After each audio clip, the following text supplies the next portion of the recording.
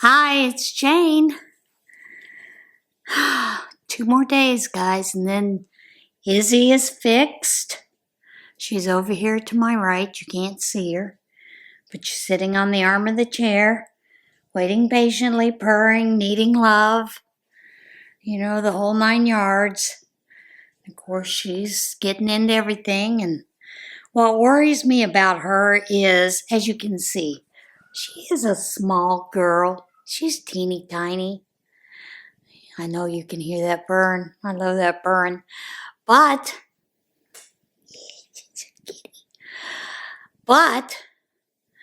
when she's in heat, she really doesn't eat much, and she's so frantic moving around trying to find a man to fulfill her every wish and need.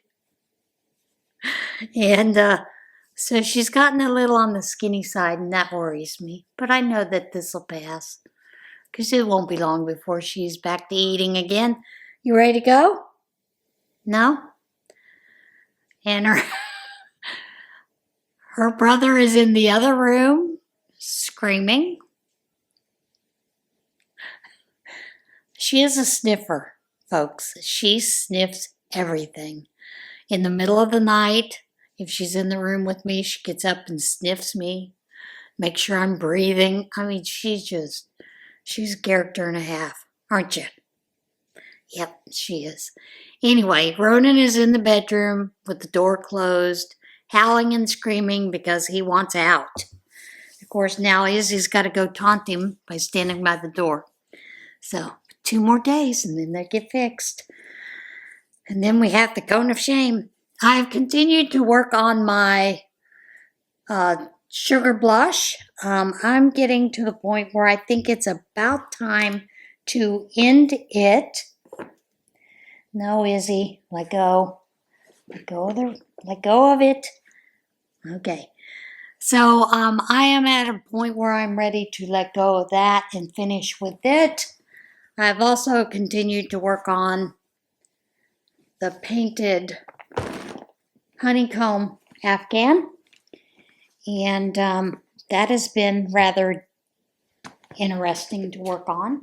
I don't have a whole lot of time to work on things. Let me get this away from the cat. Don't always have a lot of time to work on things. And of course, I have bags that you should have already seen that are up in the shop today. And all of that takes time to do, to cut those. And plus, like I said, I've got a couple of Bible covers that are cut. These will fit most likely NIV version, large print. But I will give you the size of those. And like I said, the one thing, when you are measuring your Bible, you'll measure from top to bottom, the side, and then how thick it is. And I will put those measurements in the description with those Bible covers. I do have a Legacy Bible, which is a bigger Bible. And I also have a couple of other Bibles that are thicker, like the Quest Bible, that I will be making, that I've got a couple of things cut for it as well.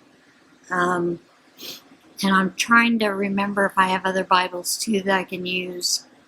I don't have a smaller Bible, but I'm going to put a listing up that just basically says made to order. And from there I'll show a couple of fabrics that you can choose from at the time, because that's what I have on hand. And you can choose from those fabrics for your Bible cover. And then you can ask for a color for the interior. Normally on the interior I do a plain. These do not have pockets with them. I do have a couple more of the Bible purses that I have to finish those. I've got them cut. The zipper sewn in. I just haven't finished everything else that needs to be done to them.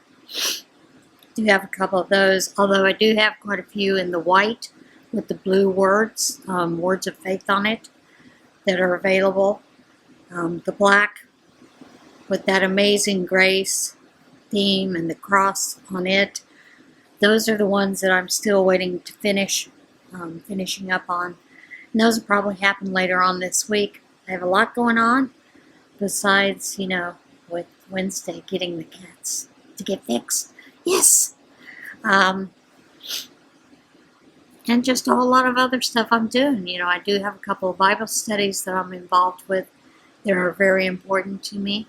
So those are things. And like I said, when you are cutting and fusing, interfacing, that all takes quite a bit of time. So that's where a lot of my time has gone this week. That's how it happens. It just happens. Things happen when you're just by yourself, and then you do the driving, picking up people, taking on different things. It's hard to crochet and knit. They really frown on it, and I really don't want to listen to the screams if I'm crocheting and driving at the same time. So I just don't do that. Oh. And I think that is about it. Those are the only things that I have worked on. I am behind on my 2 New Testament cowl with Terry, but not on the reading, just on the making. And I have a couple of those that I need to get made. I think this week is 7. Tomorrow, or today, is week 7. So I have 2 to make, 2 to get made, and 1 more to make as I'm working on it this week, reading through it. And I keep forgetting to send all the stuff to Terry to let her know, yeah, I am doing it. Send her pics. I'm bad about that. Just really bad about that. All right. I think that is it. This one's going to be a short one.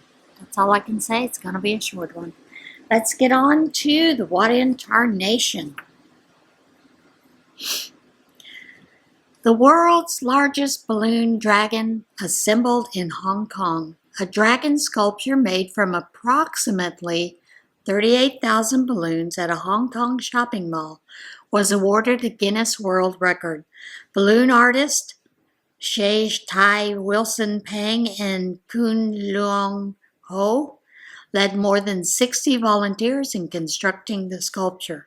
The finished dragon measured 137.04 feet long, earning the Guinness World Record for the largest balloon sculpture of a dragon. Sculpture was created as part of the Chinese New Year celebrations and will remain in place until the end of February. The artist said the biggest challenge was to make sure the dragon remained in one piece without any kind of non-balloon support structure. And there's video. I really like it when there's video. The next one, bear tries to enter Washington home through a doggy door. Isn't that how they always try to get in? A Washington woman's home security camera was recording when a large bear attempted to enter her home through the doggy door. Amy Holt said her camera recorded as the bear approached the back door of her North Bend home. The video is completely entertaining, but also makes me a little worried about waking up in a bed with the bear next to me, Holt told Como TV. The video shows the bear attempt to squeeze through the doggy door, which turned out to be too small.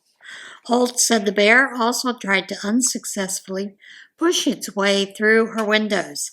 We live in a rural area, and encounters are a normal part of living here, Holt said. It's one of the things we enjoy most about living in North Bend.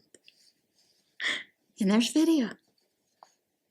Ring returned to doctor after traveling 100 miles in the pocket of scrubs. A doctor in Britain was reunited with her diamond ring after the precious item took a nearly 100-mile journey in the pocket of a pair of scrubs. Saraja Shah, an anesthetics registrar at the at the Royal Free Hospital in London, said he donned a freshly laundered pair of scrubs as he prepared for his shift. As I put the scrubs on, something clattered to the floor and a colleague spotted the ring and alerted me. Shaw said in a news release, "At first I thought maybe one of the nurses here had lost the ring and I put the word out through the nurse in charge. I checked with doctors as well, but nothing. So I contacted our facilities team. The facilities team contacted its laundry service and discovered a doctor had reported a ring missing after leaving it in the pocket of her scrubs at the West Suffolk NHS Foundation Trust in Bury St. Edmunds, nearly 100 miles away." Radhika Ramashami, a consultant anesthesiast, said she had put the ring in her pocket about 5 days before it was discovered by Shaw. "I meant to put the ring back on afterwards, but ended up doing another procedure and forgot about it. It wasn't until the evening of the next day that I realized it was missing. And then it was the weekend, so I didn't report it to any facilities team until Monday. To be honest, I never expected to get it back as I thought it would be crushed in the machinery at the laundry." She said she's overjoyed to be reunited with her ring. "I know it's been an incredible team effort and I'm so appreciative of how so many people have gone the extra mile to track me down and return it to me." Shaw said he was happy to have been able to help. "It's nice to feel a bit of a little miracle. I'm delighted the ring has been reunited with Radhika," he said. Now, I can say anytime that I was in the delivery room or whatever, if I had rings on, normally they went onto my name badge with a small ring. So, those are some of the ways that we used to do it. To hook them in there so you didn't lose it. That way when you got through, it was in your name badge. But a lot of people do things differently. Need to change the battery, folks. Hang on. I sure hope you cannot hear all the howling and growling and whining that's going on with the cats. Not to mention my own whining. All right, escaped kangaroo captured in Florida apartment complex's pool area. An escaped kangaroo paid a visit to an apartment complex and ended up captured when deputies trapped it in the pool area. The Hillsborough County Sheriff's Office said deputies responded to a report of a kangaroo on the loose in an apartment complex near Fowler Avenue, 56th Street in Tampa. Deputies were able to trap the kangaroo in the complex's fenced-in pool area. The sheriff's office said the wayward marsupial was returned to its owner after an agricultural unit verified the proper registrations to keep the exotic animal were in place. Now, I don't know how unusual this is. I know usually in the spring and summer we have birds in our Walmart all the time. Maybe this was a little different. Who knows? Birds take up residence inside Walmart. Shoppers at Walmart store in Saskatchewan were surprised to discover the store has some new residents. Birds. The birds have been flying around in recent days inside the Preston Crossing Walmart in Saskatoon. Jan Shattuck, an executive director with Living Sky Wildlife Rehabilitation, said the birds likely aren't inside the store by accident.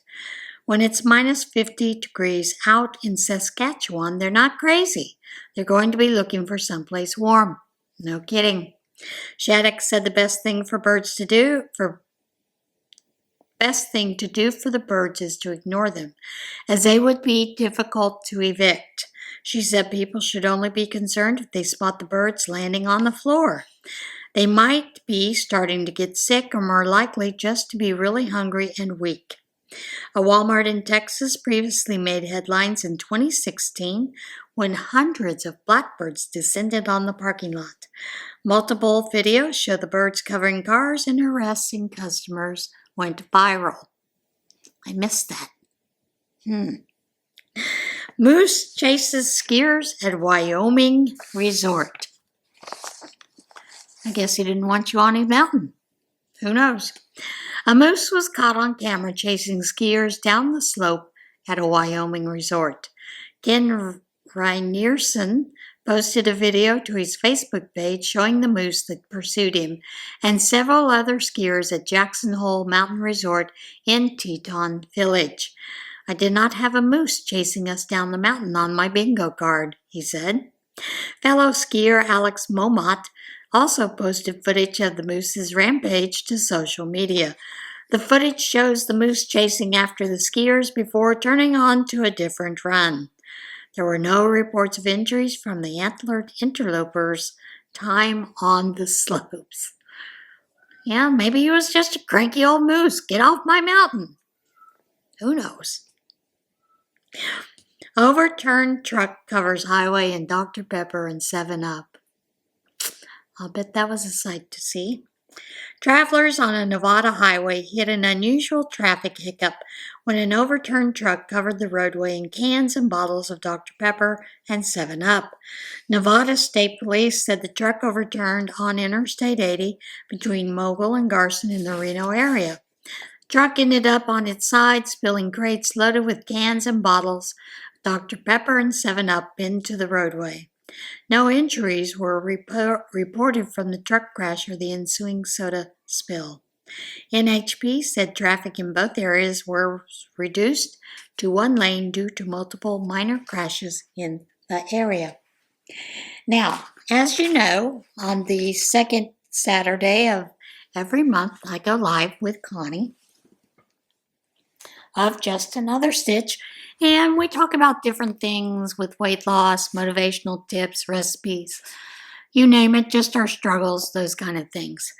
But while I was on there, we were joking about that scammers love me. They flock to me.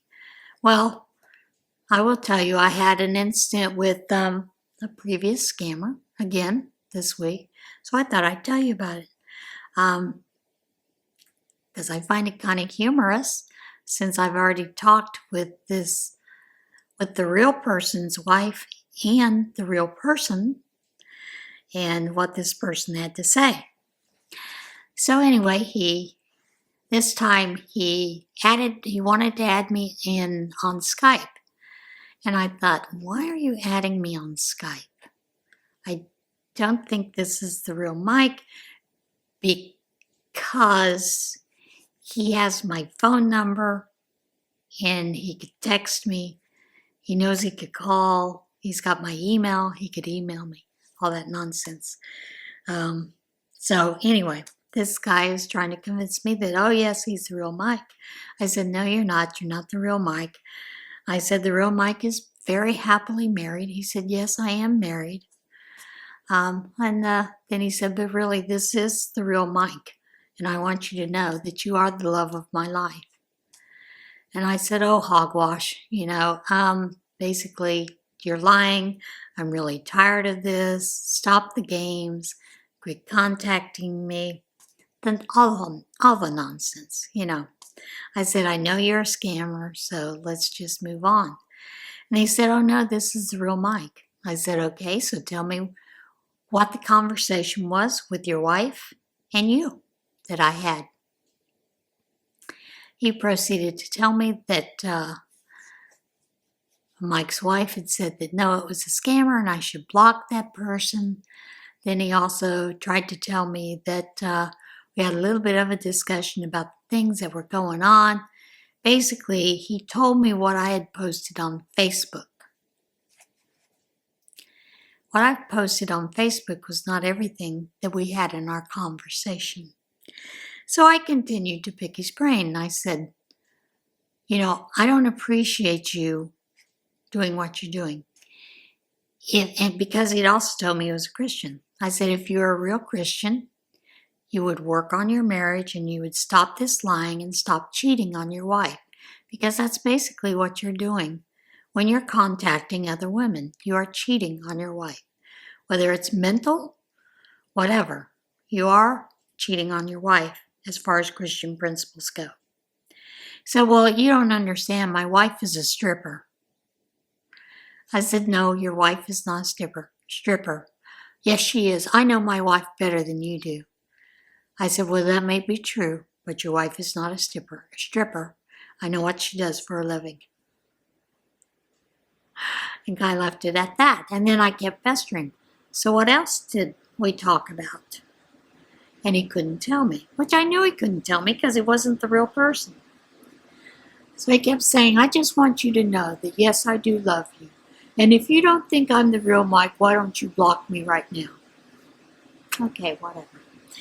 But let me tell you something that scammers do on Facebook. They also do it on TikTok. They also do it on Instagram. It is not hacking your accounts on any of those things. They are cloning them. What they do is they go into your Facebook page. They go to your photos. They download all your photos. They gather all your information, make a file so that they can reference it, all that kind of stuff. Which is exactly what that scammer did the week before when he was trying to tell me that he was my late husband that had been reincarnated. Okay? And that he was coming home the next day. So this is what they do. They steal those pictures from the person that they're going to clone an account.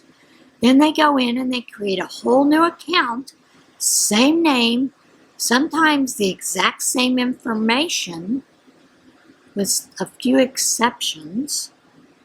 But then they'll start posting those videos, or videos too. The videos, the photos that they've taken or stolen, downloaded from your Facebook account, your Instagram account, all those kind of things. And then they will make a new account with your name or even someone else's name. That's what these scammers do. And then they try to contact you, build up a relationship with you, friendship, whatever, get your trust. And then they will come in and say, I need help with this. I need some money. My kid's in the hospital. This is one of the things one of the other scammers had done. Tried to tell me their child had been in an accident, was in the hospital, and the person that was taking care of them needed money. Could I help them out? No, I can't help you out. But I can tell you every hospital has a benevolent fund. You can go to the social worker and tell them what your needs are, and they may or may not help you when they put in a request. Well, he hasn't bothered me since, which is fine. So, yeah. And I will tell you, I have a lot of people telling me, stop friending these people because I sell on Etsy, because I have a YouTube channel. I never know if this is as someone who is a subscriber and is a legitimate person. So I will strike up a conversation.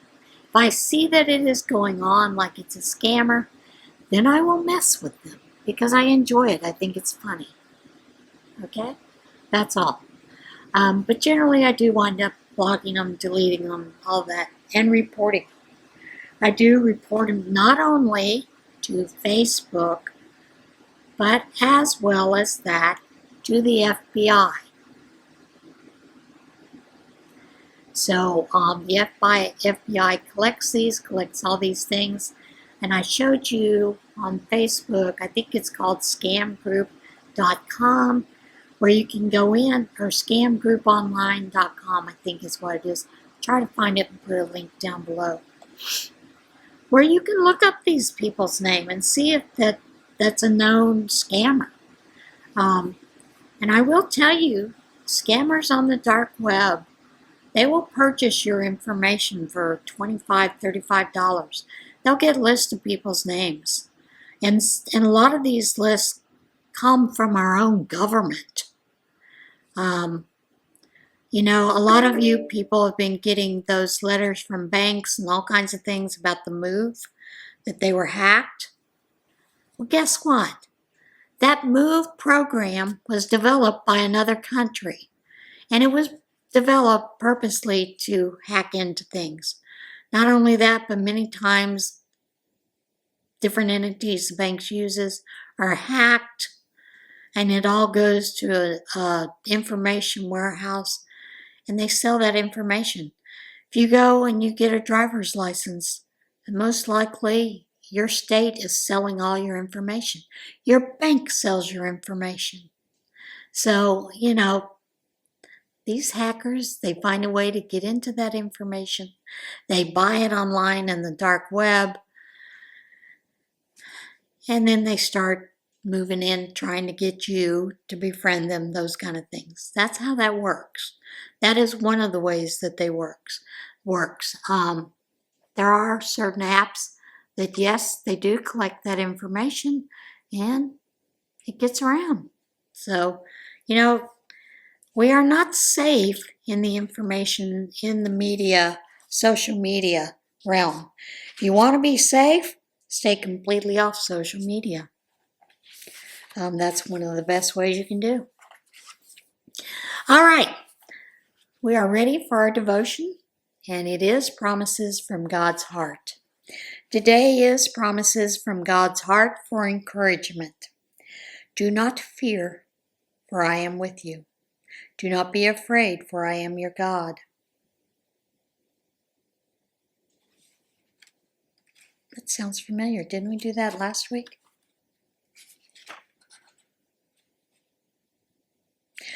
We did that last week. So why am I still there? Let's move on, because that's not the one that we wanted. Promises from God's Heart for endurance. I call to God, God will help me. At dusk, dawn, and noon I sigh, deep sighs. He hears, he rescues. My life is well and whole, secure.